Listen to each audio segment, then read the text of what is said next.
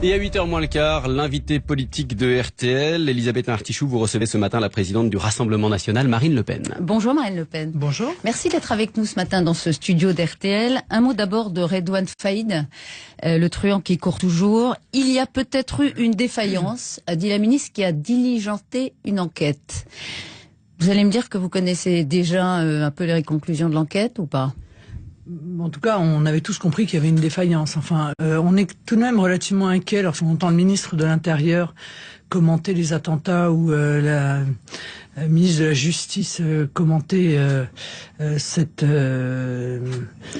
acte, cette évasion, parce qu'on a vraiment le sentiment qu'ils sont de simples commentateurs de Café du Commerce et qu'en réalité, ils n'ont pas pris la mesure du danger que représentent ces défaillances, car il existe des défaillances, mais des défaillances structurelles au sein de la pénitentiaire que j'ai eu l'occasion de dénoncer lorsque je suis allé à Vendin-le-Vieil et qu'il y a eu toute cette série d'agressions par des fondamentalistes islamistes à l'égard de gardiens qui continuent d'ailleurs ces agressions.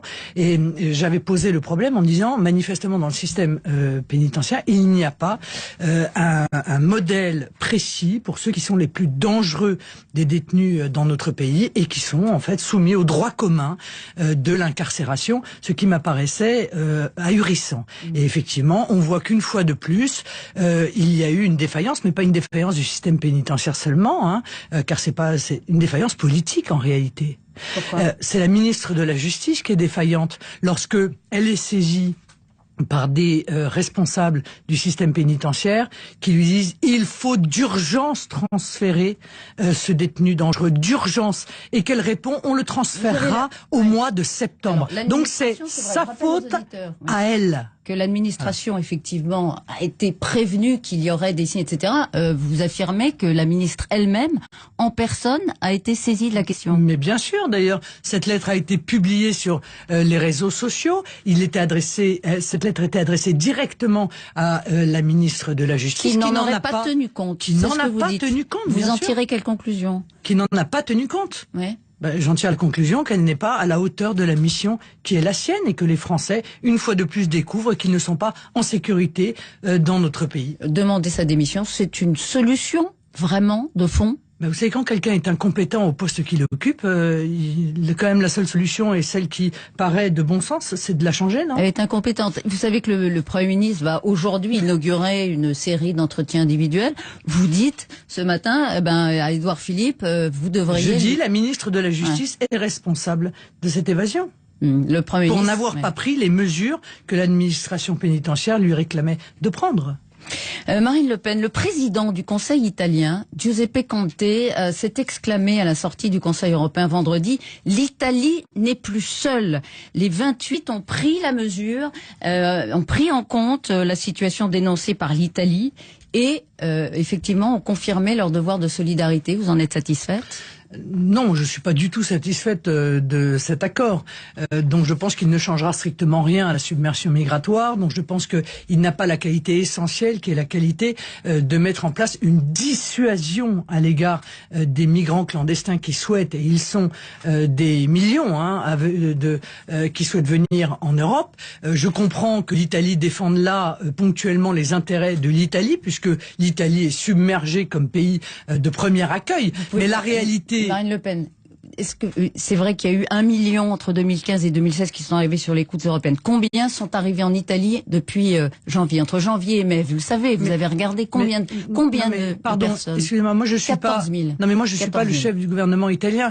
Moi je souhaite être le chef de la France. Et je vous dis qu'il y a 100 000 demandeurs d'asile, un chiffre qui n'a jamais été atteint, qui ont réclamé l'asile en 2017. De l'Italie, et que de surcroît, au-delà de ces procédures de demande d'asile, car il faut que les Français le sachent, à côté de ces demandeurs d'asile, il y a également des dizaines de milliers de clandestins qui entrent dans notre pays, qui ne souhaitent pas demander l'asile et que l'on retrouve un peu partout, y compris d'ailleurs à Calais, puisque en réalité la jungle est quasiment en train de se reconstituer. Alors les clandestins, évidemment, c'était une estimation par définition. Emmanuel Macron a reconnu un accord, je cite, qui ne résout pas une crise largement politique, mais permet à l'Europe de continuer à avancer.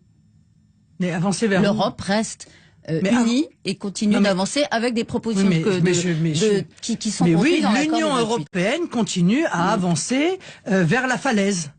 Voilà, et à nous emmener avec elle. Et nous ne le souhaitons pas. Donc je souhaite évidemment que soit mis en place en matière migratoire ce que nous réclamons depuis des années. Et on finira par y arriver d'ailleurs. Sauf que on y arrivera parce que la situation est devenue ingérable et que nos peuples souffrent trop de cette situation, à savoir la mise en œuvre de campements humanitaires dans les pays d'émigration et pas évidemment sur le territoire européen, qu'il soit d'ailleurs le territoire de l'Union européenne. Plateforme de débarquement ce projet est dans l'accord des 28. Vous voyez, comme quoi il fallait écouter Marine Le Pen il y a 5 ans et puis comme ça on aurait gagné énormément de temps et on se serait contrôlés par les organisations internationales. Éviter beaucoup de souffrance. Je pense qu'il faut confisquer les bateaux des ONG qui sont clairement les complices des passeurs. Je pense qu'il faut arraisonner les bateaux de migrants qui partent, les mettre en sécurité, les mettre en sécurité et les ramener sur les rives de la Syrie ou de la Libye, de là où ils sont partis. Voilà, je crois qu'il n'y a que cela à mettre en œuvre. Et puis je pense aussi qu'il faut une politique dissuasive d'immigration dans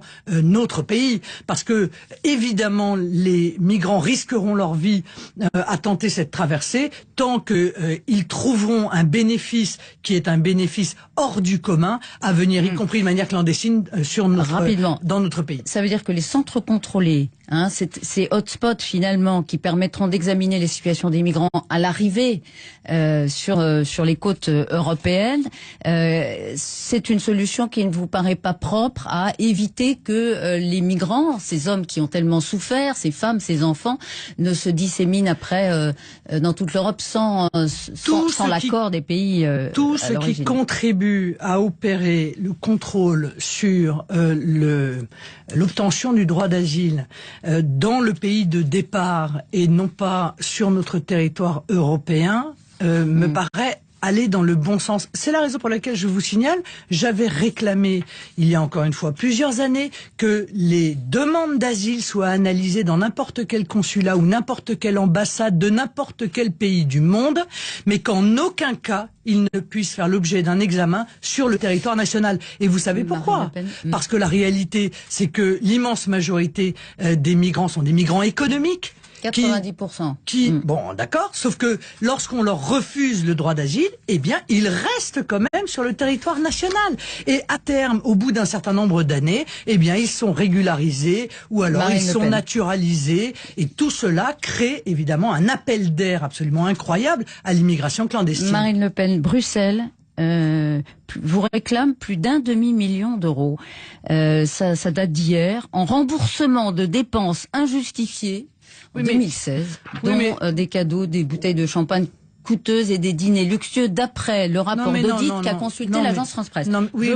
Oui, voilà, c'est ça, parce qu'en fait, vous n'avez que la vision de l'AFP. La réalité, c'est que l'immense majorité de ces sommes, c'est un débat qui existe entre les groupes, d'ailleurs, c'est pas que notre groupe, les groupes et le Parlement européen, sur les critères d'appel d'offres mis en place par le Parlement européen. Mis en place de manière extrêmement floue, d'ailleurs. Et je vous signale que la Cour des comptes, d'ailleurs, dans son rapport annuel des comptes 2015, a recommandé au Parlement européen de fournir de meilleures orientations de l'application par les groupes des règles de dépenses ainsi que des procédures de passation de marchés publics. Il y a 66 000 euros de dépenses qui sont pas admissibles et qui doivent également être remboursées. Mais bref, je vous cite. Ça a été remboursé d'ailleurs. Je vous signale que ça a été parce que ça a été provisionné. Mais ça a été remboursé.